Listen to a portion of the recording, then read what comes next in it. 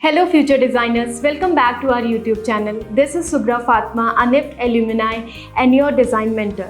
So guys, there is a famous quote which goes like this. Give me 6 hours to chop down the trees and I will spend first 4 in sharpening the axe. Which means preparation is the key to success. किसी भी काम को करने से पहले हमें ज़्यादा ध्यान इस बात पे देना चाहिए कि हमारी प्रिपरेशन कितनी स्ट्रॉन्ग है. We should put emphasis on knowing the skills, the particular tools which will help out in clearing that particular examination. So आज इस वीडियो में मैं डिस्कस करूंगी 3 important things that you should know if you are going to prepare for NIFT.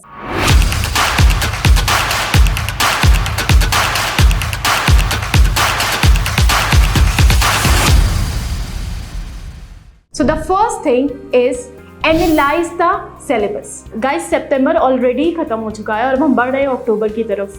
Most probably फरवरी में आपके NIFT के examination होते हैं जो कि ऑफिशियल वेबसाइट पे जिसका नोटिफिकेशन आपको मिल जाता है हर साल की तरह. सो गाइस सबसे बेहतरीन तरीका है एग्जाम स्टार्ट करने का कि आप सिलेबस को पूरी तरीके से एनालाइज कर लीजिए.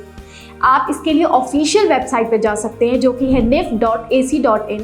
वहाँ पर जाकर आपको ऑफिशियल सिलेबस मिल जाएगा जो कि निफ्ट के एग्जाम के लिए है, चाहे वो बैचलर्स हो गया या मास्टर्स हो गया. जब आप ऑफिशियल वेबसाइट पे जाएंगे और सिलेबस डाउनलोड करेंगे तो आई वुड सजेस्ट यू कि आप गैट और कैट पार्ट को डिवाइड कर लें. जी हाँ, निफ्ट का एग्जाम 2 पार्ट में होता है. पहला पार्ट होता है गैट जिसको हम कहते हैं जनरल एबिलिटी टेस्ट, और दूसरा पार्ट होता है कैट जिसे हम कहते हैं क्रिएटिव एबिलिटी टेस्ट. गैट में एप्टीट्यूड, इंग्लिश कॉम्प्रहेंशन और जीके से रिलेटेड क्वेश्चन आते हैं. वहीं कैट में क्रिएटिव एबिलिटी टेस्ट में क्वेश्चन आते हैं आपकी क्रिएटिव एबिलिटी से रिलेटेड, राइट, कि आप कितना क्रिएटिवली चीज़ों को ऑब्जर्व करते हैं, विजुअलाइजेशन पावर कैसा है, आप उन्हें नोटिस कैसे करते हैं, राइट, और आपकी स्केचिंग कैसी है. तो गैट की अगर मैं बात करूं तो पहले आप पूरा टॉपिक एक नोटबुक में नोट डाउन कर लीजिए. जो भी टॉपिक आपके एप्टीट्यूड पार्ट में, इंग्लिश कॉम्प्रहेंशन में और जीके में आएंगे. जीके में कभी भी शॉर्टी नहीं रहती कि यही टॉपिक्स आएंगे और हर बार टॉपिक्स चेंज होते रहते हैं. ओके, बट स्टिल एक बुक है अरिहंत जो कि जीके की प्रिपरेशन के लिए बेस्ट होती है. जब मैं निफ्ट के लिए प्रिपेयर करी थी तो मैंने भी अरिहंत से ही रेफरेंस लिया. ओके, बट हाँ, आप ऑफिशियल वेबसाइट से सारा टॉपिक्स देख लीजिए, एक जगह उसे लिख लीजिए, नोट डाउन कर लीजिए.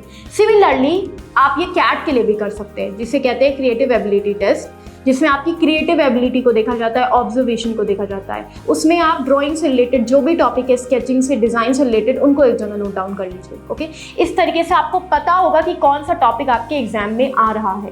क्योंकि लास्ट टाइम में जब हम एग्जाम के लिए प्रिपेयर कर रहे होते हैं तो हमारा सबसे बड़ा कंफ्यूजन यही होता है कि हमें पूरा सिलेबस नहीं पता है और हमें क्वेश्चंस नहीं पता कि कौन से क्वेश्चन कैसे आएंगे. After analysing the whole syllabus GATE के लिए और कैट के लिए, ओके, जैसे कि अगर मैं कैट की बात कर लूँ तो कैट में ये देखेंगे कि निफ्ट का फेवरेट टॉपिक है कलर थ्योरी. फेवरेट टॉपिक क्यों कह रही हूँ मैं? क्योंकि मैंने निफ्ट का PYQ भी एनालिसिस किया. After seeing the whole schedule you can go and see the PYQ, previous year question, और मैं आपको सजेस्ट करूंगी कि 5 साल का प्रीवियस ईयर क्वेश्चन ही आप रेफर करें. ओके, क्योंकि क्या होता है हर बार एग्जाम का पैटर्न जो होता है वो चेंज होता रहता है. ओके, सो इसको पूरा कंक्लूड करने के लिए बेस्ट रहेगा ताकि आप हर चीज़ कवर कर पाएँ, आप PYQ डाउनलोड कर लें. अब जो टॉपिक आपने लिखे हुए थे गैट और कैट के, जब आप PYQ सॉल्व करना स्टार्ट करेंगे तो आपको पता चलेगा कि कौन से टॉपिक जो हैं वो उस पर्टिकुलर ईयर में आए हैं या क्या कोई ऐसा टॉपिक है जो रिपीट हुआ है. सिमिलरली आपको वेटेज के बारे में भी पता चलेगा. उनकी ऑफिशियल वेबसाइट पे आपको वेटेज भी मिल जाएगा कि निफ्ट का कितना वेटेज होता है. ओके, तो हर एग्जाम के लिए अलग अलग वेटेज होता है. तो इस एग्जाम के लिए क्या वेटेज है ये जानना ज़रूरी है, क्योंकि अगर आपको ये पता होगा तभी आपको पता होगा कि मार्क्स डिस्ट्रीब्यूशन कैसे है. ओके, और PYQ जब आप सॉल्व करेंगे तो आपको एक आइडिया मिल जाएगा कि किस टाइप के क्वेश्चन आते हैं, कौन से टॉपिक में से क्वेश्चन ज़्यादा पॉप आउट होते हैं, राइट, या क्या कोई ऐसा क्वेश्चन है जो बार बार रिपीट होता है. तो निफ्ट का फेवरेट टॉपिक हमेशा colour theory, conventional, unconventional, sequential drawing, scene creation, comic strip, ये सारे टॉपिक्स मोस्टली रिपीट होते हैं. तो जो टॉपिक आपको पता चल जाए कि ये टॉपिक PYQ एनालाइज करने के बाद जब आपको पता चल जाए कि ये टॉपिक रिपीट होते हैं, ठीक है, तो आप इनमें अपना 100% देने की कोशिश करिए. ओके, इनकी कंटिन्यूअस प्रैक्टिस करते रहिए. Not only PYQ but also try to take question from the surrounding. Okay, randomly आप कोई भी चीज़ ऑब्जर्व कर रहे हैं, सीन देख रहे हैं, आप कहीं बाहर गए, आपने सीन ऑब्जर्व किया, उसको आकर बनाने की कोशिश करिए. Okay, So this is the first step that will help you out in clearing the NIFT exam. Next thing is to enhance your creative and design skills. तो गाइस मैंने बच्चों को प्रैक्टिस करते टाइम हमेशा ये बोलते हुए सुना है कि कभी कभार उन्हें आइडियाज जनरेट नहीं हो पाते हैं। तो इसके लिए बेस्ट तरीका क्या है? See guys, we are not computers who can store each and everything in our mind, right? We are humans.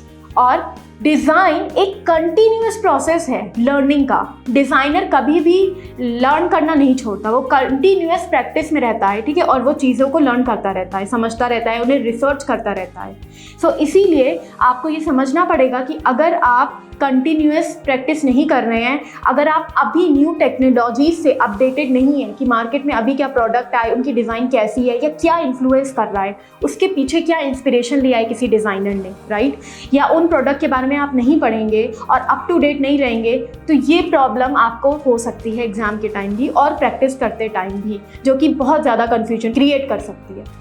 तो इसके लिए I would suggest you to be updated with the new technology and the new fashion trends, जिसके लिए एक site है fibre to fashion, जहाँ पे आप जाकर कौन सी नई टेक्नोलॉजी आ रही है, कौन से प्रोडक्ट नए नए आ रहे हैं, इसके बारे में अपडेट रह सकते हैं। यहाँ पर मैं आपको ये नहीं सजेस्ट कर रही हूँ कि आप PhD करें उस टॉपिक में, but only I am suggesting you to be updated with the current technology and product. इससे क्या होगा, एग्जाम में जब क्वेश्चन आता है तो वहाँ पर देखा जाता है कि आप क्वेश्चन को अप्रोच कैसे कर रहे हैं। हमेशा आपने सुना होगा ये बोलते हुए कि approach the question with creativity. Creativity का मतलब होता है creative approach, creative solution. Creativity का मतलब एस्थेटिक्स नहीं होता। इसका मतलब ये नहीं है कि आपकी ड्राइंग कितनी अच्छी होनी चाहिए, पर क्रिएटिविटी का मतलब है कि क्या यूनिक सॉल्यूशन आप किसी प्रॉब्लम का प्रोवाइड कर रहे हैं, ठीक है? या उसको कैसे यूनिक तरीके से रीडिज़ाइन कर रहे हैं। आपके आइडियाज़ कैसे दूसरों से अलग हैं, और वो तभी हो सकता है जब आप कंटिन्यूअस स्टडी में रहेंगे। कंटिन्यूअस आप साइट्स पे जाएंगे लाइक फाइबर टू फैशन जो मैंने आपको सजेस्ट की, और वहाँ पर नए प्रोडक्ट्स उनकी टेक्नोलॉजी से अपडेटेड रहेंगे। Also just try to sketch it out, ठीक है? आप किसी भी नए प्रोडक्ट के बारे में जब पढ़ रहे हो या किसी सीन क्रिएशन को बनाने का सोच रहे हो, तो उस दिन पहले उसे ऑब्जर्व करो, एनालाइज करो, फिर विजुअलाइज करो and then start with the sketching. Okay? हम कई बार चीज़ों को पढ़ लेते हैं, लेकिन हम उन्हें पढ़ने के बाद हम उन्हें भूल जाते हैं। इसके लिए मैं हमेशा कहूँगी कि आपके पास हमेशा नोटबुक होनी चाहिए जहाँ पे आप ब्रेनस्टॉर्मिंग करते रहें, चीज़ों को ऑब्जर्व करें, एनालाइज करें, then keep doing the brainstorming and then start drawing it. The third thing is time management. तो गाइस, निफ्ट में आपको 3 क्वेश्चंस आते हैं और 3 क्वेश्चन के लिए हर एक क्वेश्चन के लिए 1 घंटा मिलता है, मतलब टोटल 3 घंटे आपको मिलेंगे उस पेपर को सॉल्व करने के लिए। तो guys, what you can do is, जब भी आप प्रैक्टिस कर रहे होते हैं, फॉर एग्जाम्पल अगर आपने पहले दिन 2 घंटा टाइम लिया, तो दूसरे दिन टाइमर सेट कीजिए और देखिए कि आप उस 2 घंटे में से 10 मिनट को माइनस करें, ठीक है? मतलब कि आप 50 मिनट में करें। इससे क्या होगा, अगर पहले दिन आपने 2 घंटे ले लिए और दूसरे दिन अगर आप बोलोगे कि नहीं मैं इसको 1 घंटे में करूँगा, तो ये पॉसिबल नहीं है, ठीक है? पर धीरे धीरे ही हम टाइम लिमिट को मिनिमाइज कर सकते हैं। हम धीरे धीरे ही अपना टाइम ट्रैक करेंगे और उस ट्रैक को लेकर ही प्रैक्टिस करना स्टार्ट करेंगे। इससे क्या होगा, हमारा कॉन्फिडेंस भी बिल्ड होता रहेगा और जो नर्वसनेस होगी वो खत्म हो जाएगी। क्योंकि जब भी क्वेश्चन सॉल्व करते हैं हमेशा ये इशू आता है कि क्वेश्चन आ रहा था, सॉल्यूशन पता था, लेकिन टाइम नहीं बचा। और बिलीव मी गाइस, इससे बुरा हो ही नहीं सकता कि आपको सारी चीज़ें आती हैं पर आपके पास टाइम नहीं है उसे पेपर पे शो करने के लिए। Also I will suggest you कि अगर आप पहले दिन 60 मिनट लिया है, फॉर एग्जाम्पल जैसे कि मैंने आपको बताया कि एक क्वेश्चन को करने के लिए 60 मिनट मिलता है, पर आप कोशिश कीजिए कि आप 45 में ही उसे कंप्लीट कर दें या 50 में। 10 मिनट का बफर टाइम रखना ज़रूरी है, ओके? क्योंकि हो सकता है एग्जाम में उस टाइम आपके स्टेशनरी वर्क नहीं कर रही हो, राइट? या वो टाइम कहीं ना कहीं आपका कंज्यूम हो जाए किसी तरीके से। तो वो टाइम अगर आप पहले से यहाँ पे 45 या 50 मिनट में प्रिपेयर करके जाओगे वो क्वेश्चन को, तो वहाँ पर आपको हेल्प मिलेगी क्योंकि वो आपकी प्रैक्टिस में रहेगी। और बिलीव मी, ऐसा भी हो सकता है कि आप उस क्वेश्चन को 40 मिनट्स में सॉल्व कर पाएं, okay? So guys, these were the 3 tips that I would suggest you to keep in mind while practicing for the NIFT entrance examination. Thank you, and if you like the video, share it and subscribe our channel for more exciting videos.